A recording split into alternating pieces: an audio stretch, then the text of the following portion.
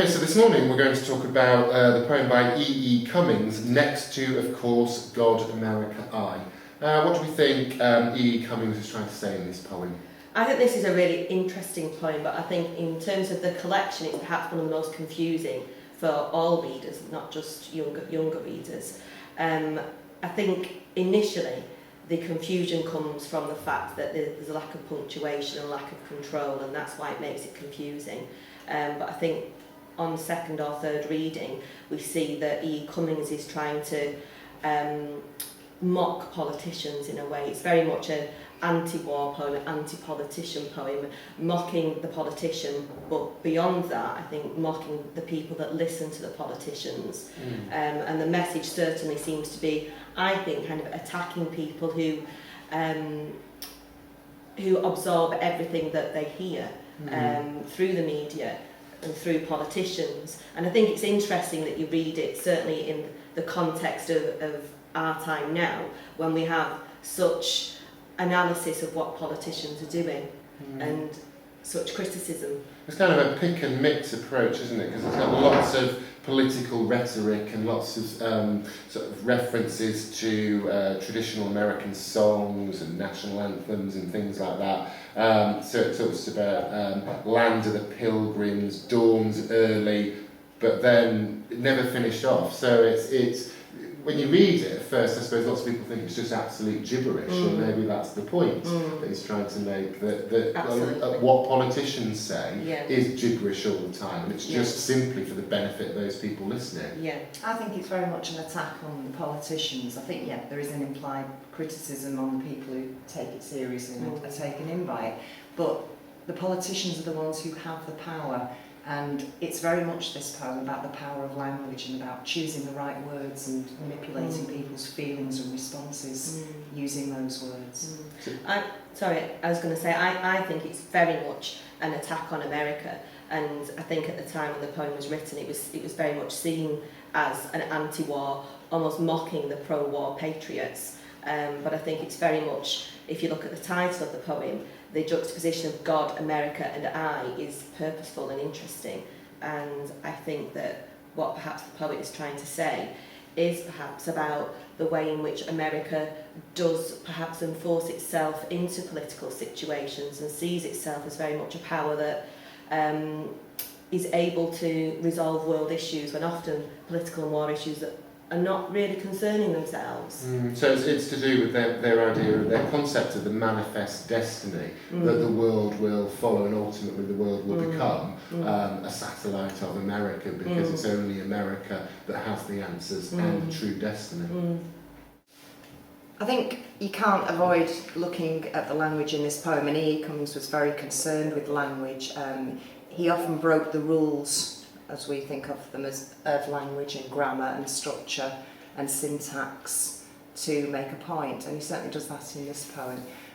He's making the point about the power of language, and he's deliberately choosing phrases that would be very emotive to the listeners, such as these extracts from the national anthem and the old national anthem of the United States. And he's using those in a very fragmented way. Looking later on in the poem, we start to see some of the cliches that he uses. He talks about in lines 10 and 11, these heroic happy dead who rush like lions to the roaring slaughter. And you have to question, because they have become cliches, you've got to question their value. People mouth these words without really thinking of their true meanings. There's a sort of an oxymoron there, heroic, happy, dead. What is there about being dead that you should be happy about? And I think that's perhaps why this poem was controversial, because it is kind of attacking the idea that to sacrifice yourself for your country, really, where is the heroism in that? But I think it's an interesting simile that you picked up on there. Rushed like lions to the roaring slaughter. Obviously, normally we think of lambs to the slaughter rather than lions, and I think there's quite a lot of irony in that. In that, are these young men that are fighting for the country, are they lions or are they lambs? And they rush as well. They rush to the slaughter. It's like it's the act of fighting for your country and not what your country is fighting for. That's important. Like it's a badge of manhood. And I think that's also interesting, bringing it back to the fact that it's a political speech, because often it's the political rhetoric and political kind of encouragement that makes, you know, men buoyant and and it's presented as a speech, isn't it? Because we've got the two speech marks around the first stanza, and you know, rush towards the end of it. And then the second stanza, just to heavily underline the sort of irony or sarcasm of the poem, he spoke and drank rapidly a glass of water. Like there's a rush to get out these patriotic sentiments, and then you have to pause to drink the glass of water. I think, picking up on what both of you said, there is a lot of irony and there's a lot of juxtaposition between quite high-flown, serious ideas of patriotism and honour and loving your country, and then quite trivial ideas. I mean, for example, in the second stanza, you've got love you land of the pilgrims, and so forth. And so forth sounds like etc. It's a sort of throwaway comment. It's very dismissive and it trivialises, and it suggests that the real meaning of the words might be taken for granted. But also you've got this sort of ironic contrast between, in line 7, your glorious name, which could be America, could be God, followed immediately by a list of colloquial expressions by gorry, by jingo, by git, by gee, by gosh, by gum, which have all derived from mild blasphemies. They all come from expressions that mean by God. So you've got this contrast there as well. I think the question's interesting. Why talk of beauty? That's what poets do. Poets write about beauty. Sort of reminded about Keats there. Ode on a Grecian urn, beauty is truth, truth, beauty. And this clearly, this patriotic speaker has no time for these more philosophical concepts that really do have something to do with life and the human spirit. You can imagine this poem being read as a political speech with great passion and with great feeling. And appearing on the surface to make some sort of sense because of the power and the passion that's put into it.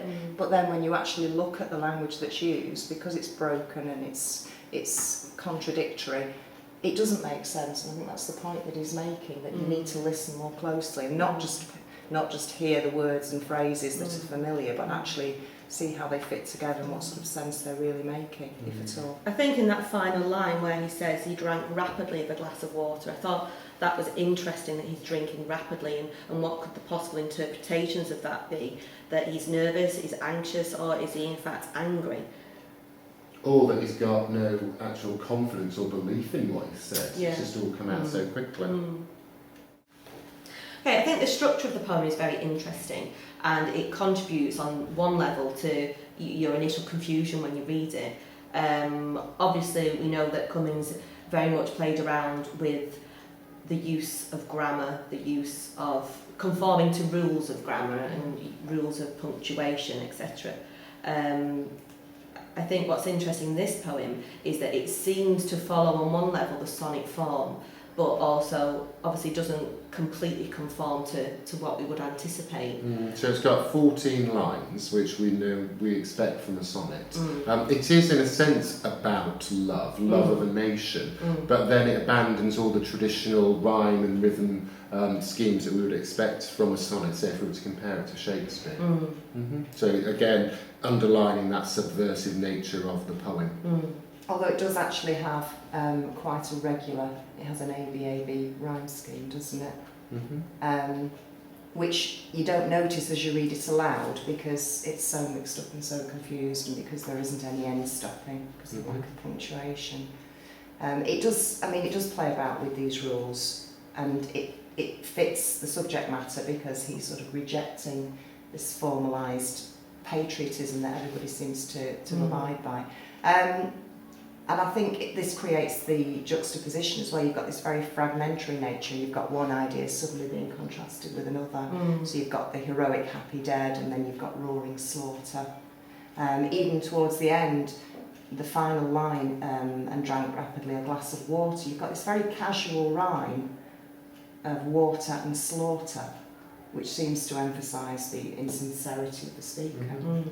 You know, if just looking at the title, we notice that God and America and I, which would normally be capitalised, he chooses not to do that here. And again, that's challenging the superiority of America, I think. And I think the one place where there is capitalisation and a full stop, right at the end, he spoke, those words are important because this is what this poem is about. It's about the power of words and the power of rhetoric.